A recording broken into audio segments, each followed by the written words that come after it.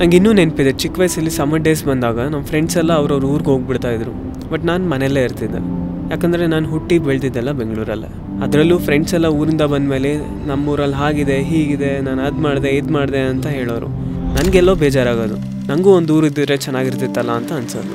ಇದಾದ್ಮೇಲೆ ಕಾಲೇಜಲ್ಲಿ ಹರಿ ಸಿಕ್ತ. ಅವನೂರು ಉಡುಪಿ ಹತ್ರ ಪಡುಬಿದ್ರೆ ಅಂತ ಒಂದೂರು.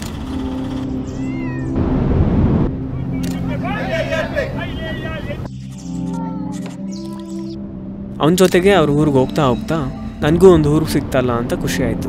ಆ ಊರು, ಸಮುದ್ರ, ಟೆಂಪಲ್, ಫುಡ್, ಮನೆ. ವರ್ಷಕ್ಕೆ ಒಂದ್ಸತಿ ನಾನು ಅವ್ರ ಊರಿಗೆ ಹೋಗ್ತೀನಿ. ಇವಾಗ ಅಲ್ಲೇ ಹೋಗ್ತಾ ಇರೋದು, ಪಡುಬಿದ್ರಿಗೆ.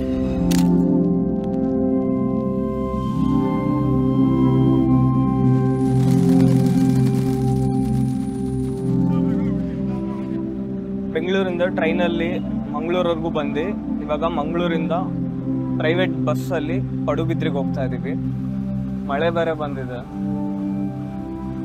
ನೋಡಿ. ಎಷ್ಟು ವ್ಯತ್ಯಾಸ ಅಂದ್ರೆ, ನಾವು ಈ ಫೀಲ್ಡ್ಗೆ ಬರುವಾಗ ಮಿನಿಮಮ್ ಬಸ್ ಬೇರೆ 20 ಪೈಸೆ 30 ಪೈಸೆ. ಅವಾಗಲ್ಲಿ ಮಂಗಳೂರಲ್ಲೆಲ್ಲ ಊಟಕ್ಕೆ 2 ರೂಪಾಯಿ, ರೈಸ್ ಬೇಡ 2 ರೂಪಾಯಿ. ಈಗ ಸರಿ ಊಟ ಮಾಡೋದು ನೀವು 500 ರೂಪಾಯಿ ಬೇಕು. ಹಳ್ಳಿ ತರ ಒಂದು ಇನ್ನೊಂದು ಬೇರೆ ಪಾಯಿಂಟ್ ಆಫ್ ವ್ಯೂ ಬೇಕಂದ್ರೆ ಈ ತರ ಬರ್ಬೇಕು. ತುಂಬಾ ಸಲ ಬಂದಿದ್ದೀವಿ, ಎಷ್ಟು ಸಲ ಬಂದ್ರು ಈ ಊರು ಒಂಥರ ಆ ಒಂದು ಎಸ್ಥೆಟಿಕ್ ಏನಿದೆ ಹಂಗೆ ಮೇಂಟೈನ್ ಆಗಿದೆ ಅನ್ಸುತ್ತೆ.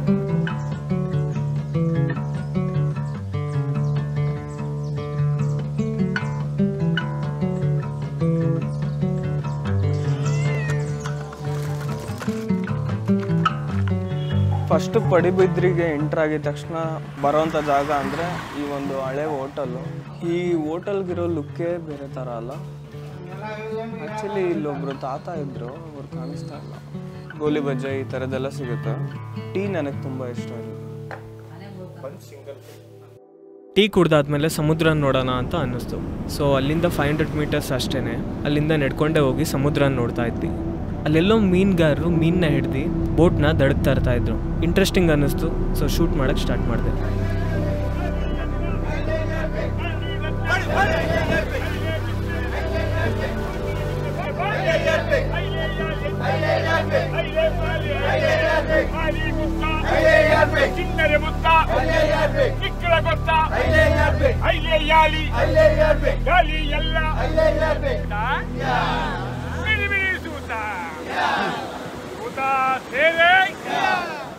ಬೀಚ್ ಸೌಂಡ್ ಹೆಂಗೆ ಕೇಳುತ್ತಲ್ಲ. ಮಳೆ ಸೌಂಡು ಬರ್ತಾ ಇದೆ, ಬಟ್ ಇಲ್ಲಿ ಬರ್ತಾ ಇಲ್ಲ ಮಳೆ. ಬಂತು ಬಂತು ಗುರು, ಮಳೆ ಬಂತು. ಗಾಡಿ ಅಪ್ಪ.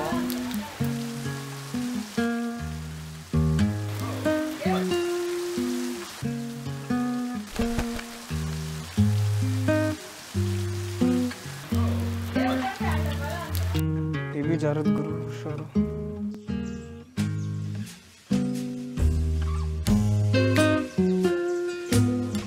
ಮುಂಚೆ ತುಂಬಾ ಇತ್ತೇನೋ ನಾವಿಲ್ಲಿಂದ, ಈಗ ಕಂಡಬಿಟ್ಟೆ. ಇಲ್ಲಿ ಬರ್ತದೆ ಪೂರ್ತಿಂತ ಒಂದು 5-6 ಒಟ್ಟಿಗೆ. ಮತ್ತೆ ಇಲ್ಲಿ ಮೇಲೆ ಕೂತ್ಕೊಂಡಿತ್ತು. ಮೇಲೂ ಅವಾಗಲೇ ಒಂದು ಅಂತ.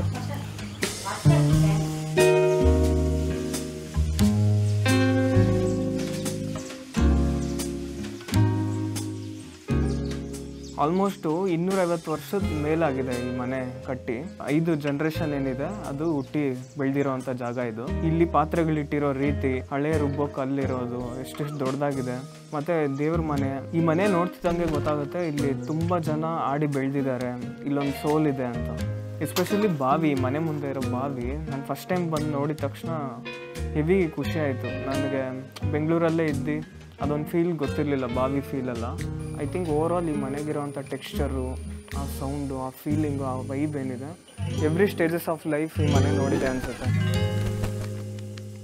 ಇನ್ನೊಂದು ಇಂಪಾರ್ಟೆಂಟು, ದೇವ್ರ ಕೋಣೆ ಒಳಗೆ ಒಂದು ಜಾಗ ಇದೆ. ಇಲ್ಲಿ ನೋಡ್ಬೋದು ಹಳೇ ಕಾಲದ ತಾಮ್ರದ ಐಟಮ್ಸು. ಮತ್ತು ಇದ್ರ ಕೆಳಗೆ ನೋಡಿದ್ರೆ, ಇಲ್ಲಿ ನೋಡಿದ್ರೆ ಇನ್ನೊಂದಷ್ಟು ಪಾತ್ರೆಗಳಿದೆ. ತುಂಬ ಐಟಮ್ಸ್ ಇದೆ, ಎಲ್ಲ ಹಿತ್ತಾಳೆ ಐಟಮ್ಸು, ಹಿತ್ತಾಳೆ ಪಾತ್ರೆಗಳು.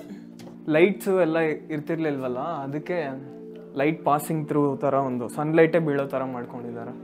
ಸೊ ಮುಂಚೆ ಎಲ್ಲ ದೇವ್ರ ಮನೆ ಆಗಿದ ತಕ್ಷಣ ಕಿಚನ್, ಆ ಥರ ಒಂದು ಸಂಪ್ರದಾಯ ಅನಿಸುತ್ತೆ. ಹಾಂ ಹುಷಾರು.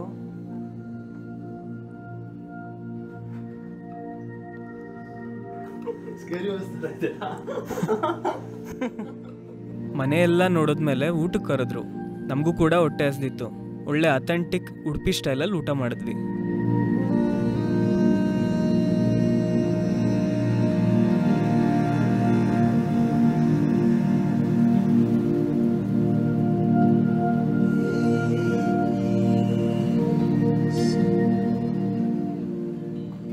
ಬಟ್ ಸ್ಯಾಡ್ ಥಿಂಗ್ ಏನಂತ ಹೇಳಿದ್ರೆ ಈ ಮನೆನ ಡೆಮಾಲಿಷ್ ಮಾಡ್ತಾ ಇದ್ದಾರೆ. ಆಲ್ಮೋಸ್ಟ್ 200ಕ್ಕೂ ಹೆಚ್ಚು ವರ್ಷಗಳು ಇದ್ದಂಥ ಮನೆ ಅದು. ನಾನು ಹೇಳ್ದಂಗೆ ಒಂದು 5 ಜನ್ರೇಷನ್ ಹುಟ್ಟಿ ಬೆಳೆದಿರೋಂಥ ಮನೆ. ಈ ವಿಷಯ ನನಗೆ ಹರಿ ಹೇಳಿದ ತಕ್ಷಣ ಹೆವಿ ಬೇಜಾರಾಯಿತು. ಇನ್ಫ್ಯಾಕ್ಟ್ 1 ವಾರದಿಂದನೇ ಹೇಳಿದ್ದವನು ಈ ಮನೆನ ಡೆಮಾಲಿಷ್ ಮಾಡ್ತಾ ಇದ್ದಾರೆ ಅಂತ. ಆದಷ್ಟು ನಾನು ಫಸ್ಟ್ ಟೈಮ್ ಇಲ್ಲಿ ಈ ಊರಿಗೆ ಈ ಮನೆಗೆ ಬಂದಾಗ ಏನು ಎಕ್ಸ್ಪೀರಿಯನ್ಸ್ ಆಯಿತು ಅದನ್ನು ಒಂದು ಡಾಕ್ಯುಮೆಂಟ್ ಮಾಡ್ಬೋದು ಅಂತ ಈ ವಿಡಿಯೋ ಮಾಡೋಕ್ಕೆ ಪ್ರಿಪೇರ್ ಆದ. ಸೊ ಅದಕ್ಕೆ ಈ ವಿಡಿಯೋ ಮಾಡ್ತಾ ಇರೋದು ನಾನು. ಸನ್ಸೆಟ್ ಆಗೋಕ್ಕಿಂತ ಮುಂಚೆ, ಸನ್ಸೆಟ್ ಕಾಣಲ್ಲ ಅನಿಸುತ್ತೆ, ಬೀಚ್ ಹತ್ರ ಹೋಗ್ಬಿಟ್ಟು ಬರೋಣ. ನಥಿಂಗ್ ಇಸ್ ಪರ್ಮನೆಂಟ್ ಅಂತಾರಲ್ಲ, ಹಂಗಾಯ್ತು ಇವಾಗ.